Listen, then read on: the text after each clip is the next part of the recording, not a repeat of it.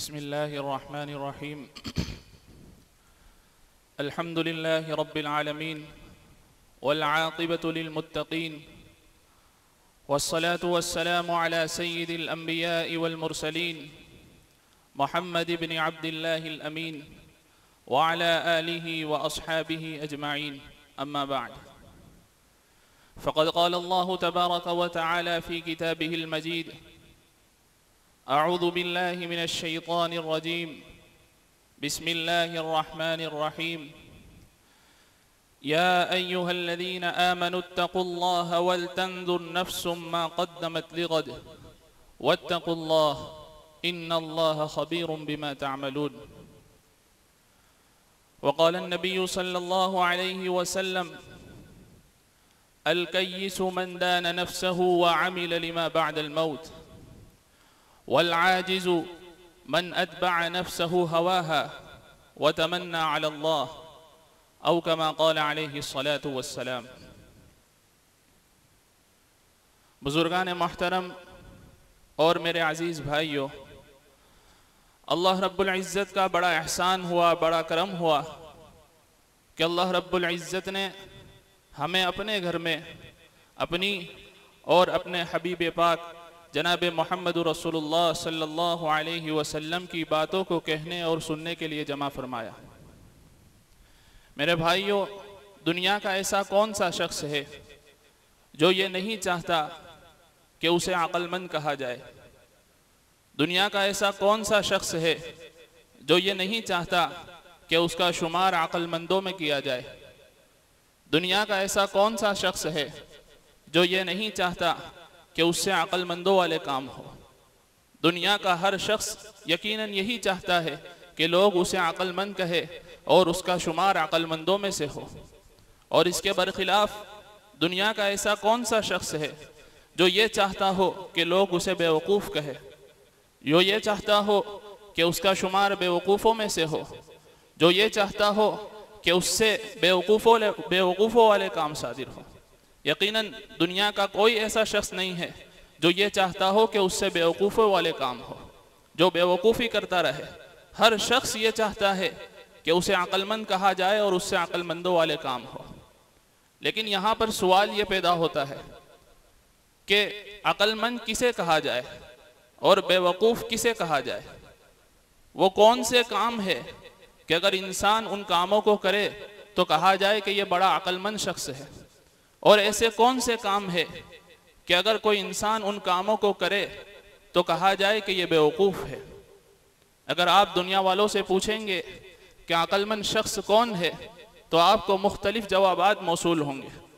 الگ الگ لوگ الگ الگ جواب دیں گے. کوئی کہے گا عقل مند شخص وہ ہے جو بڑا مالدار شخص ہے، کوئی کہے گا عقل مند شخص وہ ہے جس کے پاس مال کمانے کا ہنر ہے، کوئی کہے گا عقل مند شخص وہ ہے جو ہر شخص کو اپنے کنٹرول میں رکھتا ہے، کوئی کہے گا عقل مند شخص وہ ہے جو اپنے سامنے کسی کی چلنے نہیں دیتا. غرض یہ کہ مختلف لوگ مختلف جواب دیں گے. اسی طریقے سے اگر آپ دنیا والوں سے پوچھیں گے کہ بیوقوف شخص کون ہے تو آپ کو اسی طریقے سے مختلف جواب ملیں گے. کوئی کہے گا بیوقوف وہ شخص ہے جسے مال کمانا نہیں آتا، کوئی کہے گا بیوقوف شخص وہ ہے جب کوئی سامان خریدنے جاتا ہے تو دھوکہ کھا کر آ جاتا ہے، کوئی کہے گا بیوقوف شخص وہ ہے جو اس کے سامنے والا کوئی اونچی بات کرتا ہے تو وہ چپ ہو کر بیٹھ جاتا ہے. غرض یہ کہ الگ الگ لوگ الگ الگ جواب دیں گے. لیکن یہ جتنے بھی جوابات ہیں، ان جوابات میں سے کسی کے بھی درست ہونے کی کوئی گارنٹی نہیں. کوئی یہ نہیں کہہ سکتا کہ میرا جواب 100% درست ہے. ایک وہ جواب ہے، ایک وہ بات ہے جو میرے اور آپ کے آقا سرکار دو عالم جناب محمد رسول اللہ صلی اللہ علیہ وسلم نے ارشاد فرمائی، جو بالکل 100% درست بات ہے. کیا فرمایا؟ فرمایا آپ صلی اللہ علیہ وسلم نے: الکیس من دان نفسہ وعمل لما بعد الموت. کہ عقل مند شخص وہ ہے جو اپنے آپ کا محاسبہ کرے اور کیا کرے؟ وعمل لما بعد الموت. اور اس چھوٹی سی زندگی میں اپنے آئندہ آنے والی جو ابد الآباد زندگی ہے، جو ہمیشہ ہمیش کی زندگی ہے، اس کے لیے عمل کرتا رہے. پہلی بات کیا ارشاد فرمائی؟ اپنے آپ کا محاسبہ کرتا رہے، اپنے آپ کو جانچتا رہے، اپنے آپ کے اپنے دن اور رات کہاں گزر رہے ہیں اس کی فکر کرے، اس کے بارے میں سوچے کہ اس کے ہاتھوں سے کون سے کام ہو رہے ہیں اور اس کے پاؤں کون سے کام کی طرف اٹھ رہے ہیں۔ اور فرمایا کہ اس مختصر سی زندگی میں، اس چھوٹی سی زندگی میں جو ہمیشہ کی زندگی ہے، اس زندگی کے لیے کام کرتا رہے، اس زندگی کے لیے اعمال کرتا رہے۔ یہ جو دنیا کی زندگی ہے یہ بہت چھوٹی سی زندگی ہے۔ آپ صلی اللہ علیہ وسلم کی حدیث ہے، اعمار امتی ما بین الستین الی السبعین واقلہم من یجاوز ذلک۔ آپ صلی اللہ علیہ وسلم نے ارشاد فرمایا کہ میری امت کی جو عمریں ہیں، میری امت کے لوگوں کی جو زندگی ہے وہ 60 سے 70 سال کے درمیان کی زندگی ہے۔ 60 سے 70 سال میں عام لوگوں کا انتقال ہو جائے گا اور بہت کم لوگ ایسے ہوں گے جن کی عمر 70 سے زائد ہوگی۔ اور آج ہمارا مشاہدہ بھی یہی ہے، ہم اپنے آس پاس کے لوگوں کو دیکھتے ہیں، اکثر لوگ یہ ہوتے ہیں کہ 60-70 سال کی عمر کو پہنچتے پہنچتے اللہ کو پیارے ہو جاتے ہیں، اور بہت کم ایسے لوگ ہوتے ہیں جو اس سے اوپر کو پہنچتے ہیں۔ اور یہ 60-70 سال کی زندگی بھی کوئی یقینی زندگی نہیں ہے۔ ہم نے کتنے ہی ایسے لوگوں کو دیکھا ہے، ہم نے اپنے ہاتھوں سے کتنے نوجوانوں کو دفنایا ہے، ہم نے دیکھا ہے کتنے لوگ بچپنے کی حالت میں اس دنیا سے چلے جاتے ہیں۔ تو جو 60-70 سال کی زندگی ہے وہ بھی یقینی نہیں ہے۔ اور اگر ہم اس 60-70 سال کی زندگی کا جائزہ لیں، اس کو دیکھیں کہ اس 60-70 سال کی زندگی ہماری کہاں گزرتی ہے، تو ہمیں پتہ چلے گا کہ 15 سال جو ہے وہ ہمارے بچپن کے عالم میں گزر جاتے ہیں۔ بچپن ہی میں ہمارے 15 سال گزر جاتے ہیں، اور اس کے بعد 15 سے لے کر 25 سال کی جو زندگی ہے وہ لاشعوری میں گزر جاتی ہے، کم عقلی میں گزر جاتی ہے، انسان کے پاس کامل عقل نہیں ہوتی۔ اور اگر بڑھاپے کی زندگی کو ہم دیکھیں تو بڑھاپے کی زندگی میں انسان کو نہ جانے کیسی بیماری ہو جاتی ہے، انسان کے ہاتھ پاؤں کمزور ہو جاتے ہیں، انسان کی زندگی خود اس کے لیے بوجھ بن جاتی ہے۔ اگر ان تمام سالوں کو نکال دیا جائے تو موٹا حساب یہ لگتا ہے کہ انسان کی زندگی کے 30 سال تو یوں ہی گزر جاتے ہیں۔ اس 70 سالہ زندگی میں 30 سال تو یوں ہی گزر جاتے ہیں، اب بچے 40 سال۔ ان 40 سال کی زندگی کو ہمیں اللہ اور اس کے رسول کے احکام کے مطابق گزارنا ہے۔ اس مختصر سی 40 سال کی جو زندگی ہے اس میں تھوڑی سی تکلیفیں برداشت کرنی ہے، تھوڑی سی صعوبتیں برداشت کرنی ہے، اور ہمیں اللہ اور اس کے رسول کے احکام کے مطابق زندگی گزارنی ہے۔ اگر ہم اس زندگی کا مقابلہ آخرت کی زندگی سے کریں تو ہمیں پتہ چلے گا کہ یہ زندگی جو ہے یہ بہت مختصر سی زندگی ہے، بہت چھوٹی سی زندگی ہے۔ جو آنے والی زندگی ہے وہ ابد الآباد زندگی ہے، وہ ہمیشہ کی زندگی ہے۔ اگر 100-200 سال کا معاملہ ہوتا، اگر 1000-2000 سال کا معاملہ ہوتا، اگر لاکھ اور کروڑ سال کا معاملہ ہوتا، تب بھی ہم مقابلہ کر سکتے تھے کہ وہ زندگی اور اس زندگی کا کچھ مقابلہ ہوتا، لیکن وہ زندگی تو ہمیشہ کی زندگی ہے، وہ زندگی کبھی ختم ہونے والی ہی نہیں ہے، اس کا ہم کیا مقابلہ کریں گے؟ اگر دنیا کی زندگی 1000 سال کی زندگی ہوتی، لاکھ سال کی زندگی ہوتی، تب بھی وہ آخرت کی زندگی کے مقابلے میں چھوٹی سی زندگی ہے، تو پھر اس 60-70 سالہ زندگی کا تو کیا کہنا؟ آپ صلی اللہ علیہ وسلم نے ارشاد فرمایا کہ کل قیامت کے دن جب جنت والوں کے لیے جنت کا فیصلہ ہو جائے گا، جب جنت والے جنت میں جا چکے ہوں گے اور جہنم والے جہنم میں جا چکے ہوں گے، اللہ تعالی ہم تمام کی حفاظت فرمائے، اس وقت اللہ تعالیٰ جنت اور جہنم کے درمیان ایک دیوار کو قائم کریں گے، اور اس دیوار پر ایک فرشتہ آئے گا اور فرشتہ جنتیوں کو پکارے گا، اے جنتی لوگ اس طرف متوجہ ہو جاؤ۔ تمام کے تمام جنتی اس کی طرف متوجہ ہو جائیں گے۔ پھر وہ جہنمیوں کو پکارے گا کہ اے جہنمی تم میری طرف متوجہ ہو جاؤ۔ تمام کے تمام جہنمی اس کی طرف متوجہ ہو جائیں گے، اور پھر ایک مینڈا لایا جائے گا۔ وہ پکارنے والا پکارے گا کہ تمہیں معلوم ہے یہ مینڈا کیا ہے؟ اللہ تعالیٰ کی طرف سے سب کے دل میں یہ بات آئے گی اور سب ایک ساتھ کہیں گے کہ یہ موت ہے۔ جب سب یہ جواب دیں گے کہ یہ موت ہے تو پکارنے والا اس مینڈے کو ذبح کر دے گا، گویا اس دن موت کو بھی موت واقع ہو جائے گی۔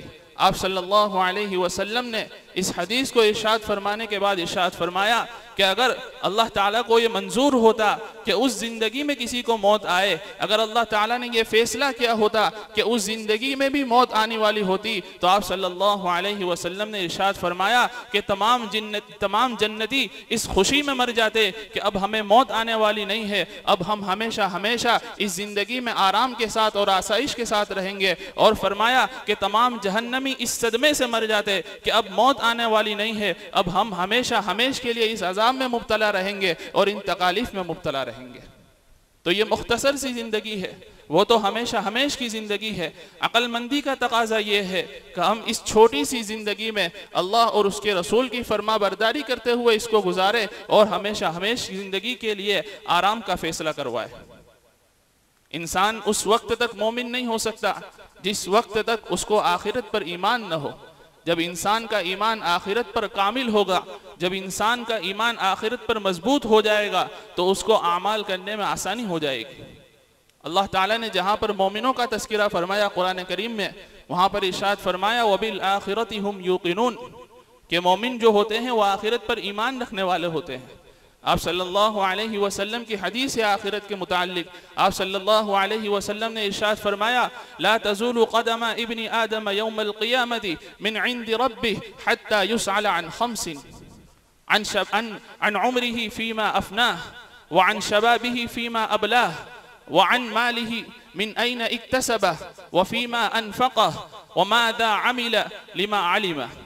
آپ صلی اللہ علیہ وسلم نے ارشاد فرمایا کہ کل قیامت کے دن کسی بھی ابن آدم کے پاؤں، کسی بھی انسان کے پاؤں اپنے پروردگار کے سامنے سے ہٹنے نہیں پائیں گے یہاں تک کہ وہ 5 چیزوں کے متعلق جواب دے دے۔ 5 چیزوں کا حساب کتاب اپنے پروردگار کو دینا پڑے گا۔ آپ صلی اللہ علیہ وسلم نے ارشاد فرمایا سب سے پہلا سوال ہوگا عن عمرہ فیما افناہ کہ اپنی زندگی کو کہاں گزارا۔ اللہ تعالیٰ ارشاد فرمائیں گے ہم نے تم کو زندگی دی تھی، یہ 60 سال کی زندگی، 70 سال کی زندگی، غرض جتنی بھی زندگی تھی وہ ہم نے آپ کو دی تھی، آپ نے اس زندگی کو کہاں گزارا؟ یہ سوال ہوگا۔ اس سوال کے بغیر انسان اپنی جگہ سے ہٹ نہیں سکتا۔ اور ایسا نہیں ہے کہ ہم وہاں پر جھوٹ کہہ دیں گے، ہم کچھ بھی کہہ دیں گے، ہم تو پکے نمازی تھے، پہلی صف میں نماز پڑھا کرتے تھے، ہم تو پکے روزے دار تھے، ہر رمضان المبارک کے پورے مہینے کے ہم نے روزے رکھے، ایسا نہیں، بلکہ وہاں پر ہر چیز لکھی ہوئی ہوگی۔ اللہ تعالیٰ کی نگرانی بڑی سخت نگرانی ہے۔ انسان دنیاوی نگرانی کو تو دھوکہ دے سکتا ہے، دنیا میں کتنی ہی ٹائٹ سیکیورٹی ہو لیکن انسان انہیں دھوکہ دیتا ہے، کبھی اپنی سرجری کراتا ہے، کبھی نقلی پاسپورٹ بناتا ہے، کبھی نقلی آئی ڈی کارڈ بناتا ہے، اور انسان دنیاوی جو سیکیورٹی ہوتی ہے، جو دنیاوی حکومتیں ہوتی ہیں ان کو دھوکہ دے دیتا ہے۔ لیکن اللہ تعالیٰ کی جو نگرانی ہے بڑی سخت نگرانی ہے۔ اللہ تعالیٰ نے ہر انسان کے ساتھ 4 فرشتوں کو مقرر کیا ہے جو لگاتار اس کی نگرانی کر رہے ہیں۔ 2 فرشتے دن کے ہیں، 2 فرشتے رات کے ہیں۔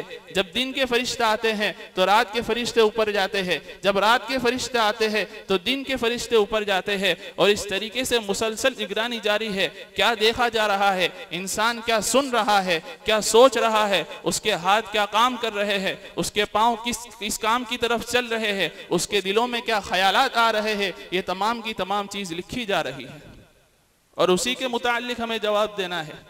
ہم اس سے ایک حرف ادھر ادھر جواب نہیں دے سکتے، ہر چیز لکھی جا رہی ہے۔ اس لیے عقل مندی کا تقاضا ہے کہ ہم اپنی عمر کو اللہ اور اس کے رسول کے احکام کے مطابق گزارنے کی کوشش کریں۔ آگے آپ صلی اللہ علیہ وسلم نے ارشاد فرمایا عن شبابہ فیما ابلاہ، دوسرا سوال ہوگا کہ ہم نے تم کو جوانی دی تھی، ہم نے تم کو طاقت دی تھی، ہم نے تم کو نئی امنگیں دی تھی، ہم نے تم کو صلاحیتیں دی تھی، تم نے یہ تمام چیزوں کو کہاں پر استعمال کیا؟ آج ہمارے نوجوانوں کا حال کیا ہے؟ نوجوان یہ سوچتا ہے کہ ابھی تو میری نوجوانی کی عمر ہے، ابھی تو میری کھیلنے اور کودنے کی عمر ہے، ابھی تو میری موج مستی کی عمر ہے، ابھی سے اگر میں نے سر پر ٹوپی لگا لی، ابھی سے اگر میں نے چہرے پر داڑھی رکھ لی، ابھی سے اگر میں نے ہاتھ میں تسبیح لے لی تو لوگ کیا کہیں گے؟ یہ بالکل خام خیالی ہے اور بیکار خیال ہے۔ لوگوں کو ہمیں جواب نہیں دینا، کل آخرت میں اللہ تبارک و تعالیٰ کے سامنے جواب دینا ہے کہ ہم نے اپنی جوانی کو کہاں پر گزارا۔ اس لیے یہ نہ سوچے کہ جوانی ہمیں مفت میں مل گئی ہے اور ہم اسے جیسے چاہے استعمال کرے، بلکہ فرمایا کہ اس جوانی کے متعلق کل جواب دینا ہوگا۔ اسی طریقے سے اگر آپ کسی نوجوان بچے کے باپ ہے تو آپ کو اس کے متعلق بھی جواب دینا ہے۔ اللہ تعالیٰ نے قرآن کریم میں ارشاد فرمایا یا ایہا الذین آمنوا قوا انفسکم واہلیکم نارا، اے ایمان والو اپنے آپ کو بھی جہنم کی آنکھ سے بچاؤ اور اپنے گھر والوں کو بھی جہنم کی آنکھ سے بچاؤ۔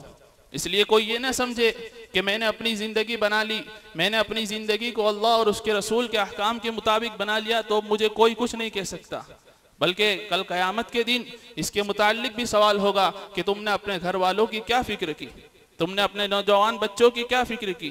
آپ دیکھ رہے تھے ہمارا نوجوان بچہ اپنی جوانی کو یوں ہی برباد کر رہا ہے، آپ دیکھ رہے تھے ہمارا نوجوان بچہ اپنی جوانی کو ایسے ہی لہو و لعب میں برباد کر رہا ہے، تم نے اس کو صحیح راستہ کیوں نہیں دکھلایا؟ آج بہت سے نوجوان ایسے ہیں جن کا کوئی مشغلہ نہیں ہے، دن میں ایک وقت اسکول جاتے ہیں، دن میں ایک وقت کالج جاتے ہیں، اور اس کے بعد پورا دن ان کے پاس کوئی کام نہیں ہوتا، پورا دن اپنے دوستوں کے ساتھ، پورا دن موبائل میں لگے ہوئے اپنی جوانی کو اور اپنے اوقات کو برباد کرتے ہیں۔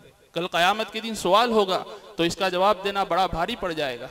اس لیے آپ سے گزارش ہے کہ اپنی زندگی کو بھی اللہ اور اس کے رسول کے احکام کے مطابق گزارے، اور اگر آپ کے نوجوان بچے ہیں تو ان کو بھی اللہ اور اس کے رسول کے احکام کے مطابق گزارنے کی راہ دکھلائے۔ کل جب آپ کا انتقال ہو جائے گا، آپ کے پیچھے آپ کا ایصال ثواب کرنے والا کوئی نہیں ہوگا۔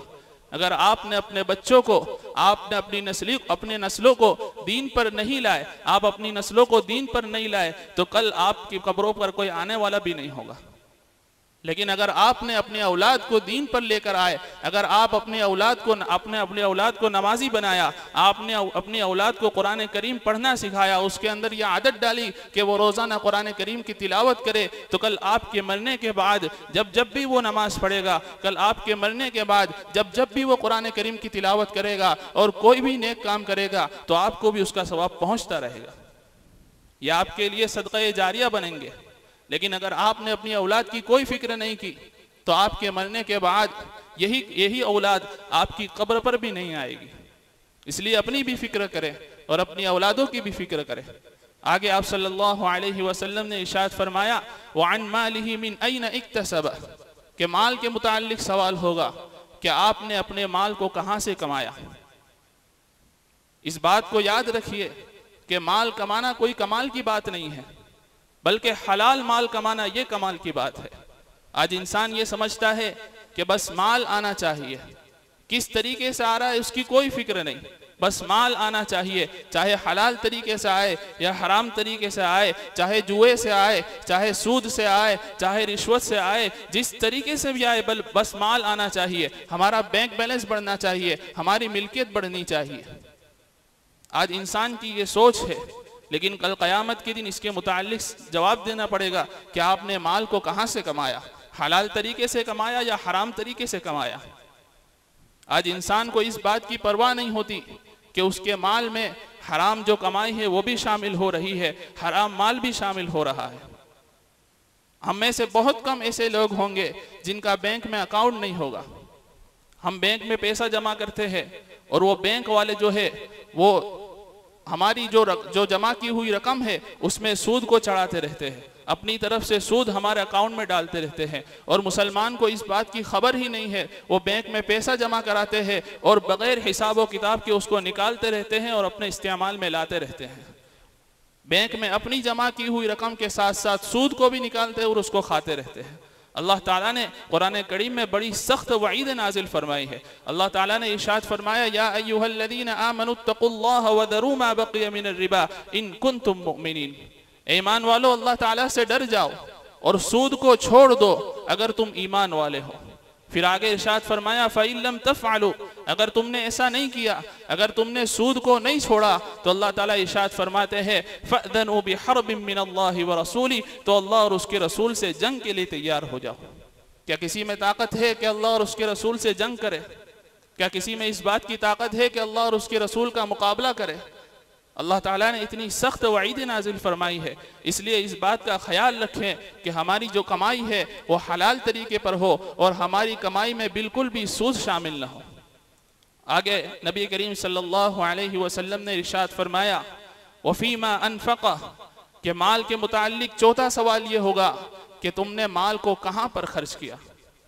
آج انسان یہ سمجھتا ہے کہ میں نے مال کما لیا، حلال طریقے پر مال کما لیا اور زکوٰۃ بھی ادا کر دی، جو باقی جو مال ہے وہ بالکل میرا ہے، میں اسے جہاں چاہے خرچ کروں۔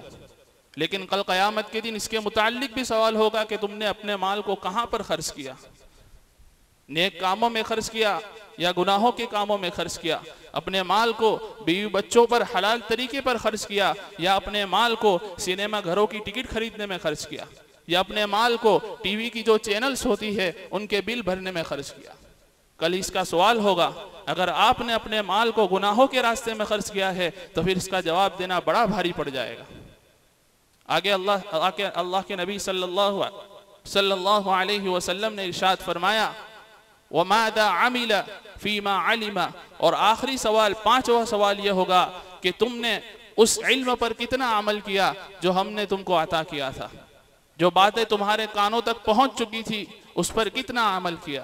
تمہیں یہ معلوم ہو چکا تھا کہ دن میں 5 وقت کی نماز فرض ہے، تم نے اس پر کتنا عمل کیا۔ تم کو یہ معلوم ہو چکا تھا کہ اللہ تعالیٰ نے ہم پر زکوٰۃ کو فرض کیا ہے، تو اپنی کتنی زکوٰۃ ادا کی۔ تم کو یہ معلوم ہو چکا تھا کہ جناب محمد رسول اللہ صلی اللہ علیہ وسلم کے چہرے پر داڑھی تھی، تم نے اس سنت پر کتنا عمل کیا۔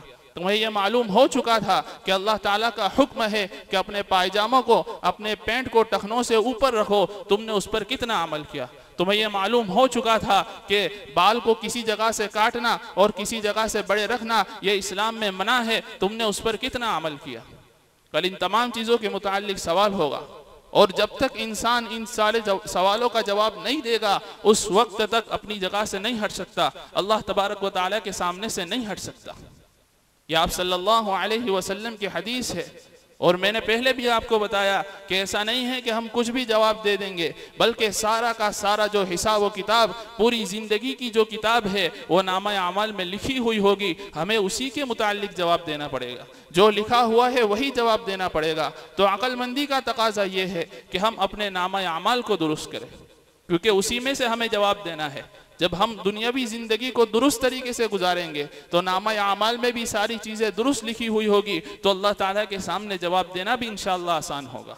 لیکن اگر ہم نے بیوقوفی کی، آپ صلی اللہ علیہ وسلم نے ارشاد فرمایا نا کہ بیوقوف شخص وہ ہے جو اپنے آپ کو نفسانی خواہشات کی اتباع میں لگاتا ہے۔ آپ صلی اللہ علیہ وسلم نے اسے بیوقوف کہا جو اپنی منمانی زندگی گزارتا ہے۔ تو آپ صلی اللہ علیہ وسلم کے مطابق ہم بیوقوفوں میں سے نہ ہو۔ آپ صلی اللہ علیہ وسلم نے ارشاد فرمایا، وَالْعَاجِزُ مَنْ أَتْبَعَ نَفْسَهُ هَوَاهَا وَتَمَنَّى عَلَى اللَّهِ، کہ بیوقوف شخص وہ ہے جو اپنی خواہشات کے مطابق زندگی گزارتا ہے، اپنے آپ کو خواہشات کے تابع کرتا ہے، اور مزید بیوقوفی کرتا ہے، اس پر بڑی بیوقوفی یہ کرتا ہے کہ اللہ تعالیٰ سے امیدیں باندھتا ہے۔ ایک تو اپنی منمانی زندگی گزار رہا ہے، اسے اس سے کوئی مطلب نہیں ہے کہ اللہ تعالیٰ نے کیا احکامات نازل فرمائے ہیں، آپ صلی اللہ علیہ وسلم کی کیا کیا سنتیں ہیں، اس سے کوئی مطلب نہیں ہے، بلکہ اپنی منمانی زندگی گزار رہا ہے، اور اس کا پلان بھی یہی ہے، اس کا خیال بھی یہی ہے کہ میں اسی طریقے سے زندگی گزارتا رہوں گا، اور پھر اللہ تعالیٰ سے یہ امید باندھتا ہے کہ اللہ تعالیٰ کل قیامت کے دن اسے معاف فرما دیں گے۔ یہ بڑی بیوقوفی ہے۔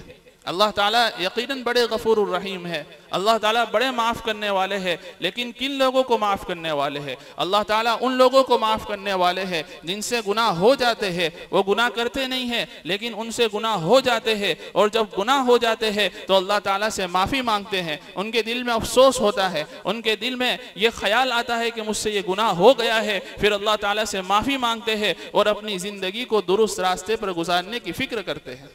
اللہ تعالیٰ نے ایسے لوگوں کے بارے میں ارشاد فرمایا، نبّئ عبادی انی انا الغفور الرحیم، کہ میرے بندوں کو باخبر کر دو کہ جو بندے گناہ ہونے کے بعد توبہ کرتے ہیں، 1000 بار ان سے گناہ ہو جائے تو میں غفور الرحیم ہوں، میں معاف کرنے والا ہوں۔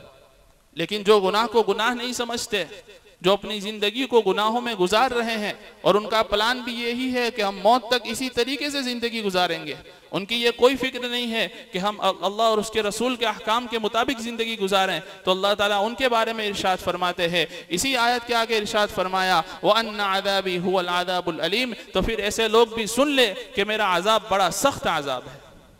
تو ہمیں اپنی زندگی کو آپ صلی اللہ علیہ وسلم کے فرمان کے مطابق عقل مندوں کی طرح زندگی گزارنی ہے، اور ہمیں بیوقوفوں کی طرح زندگی نہیں گزارنی ہے۔ اللہ تعالیٰ مجھے بھی اور آپ کو بھی اس پر عمل کرنے کی توفیق عطا فرمائے۔ وآخر دعوانا ان الحمد للہ رب العالمین۔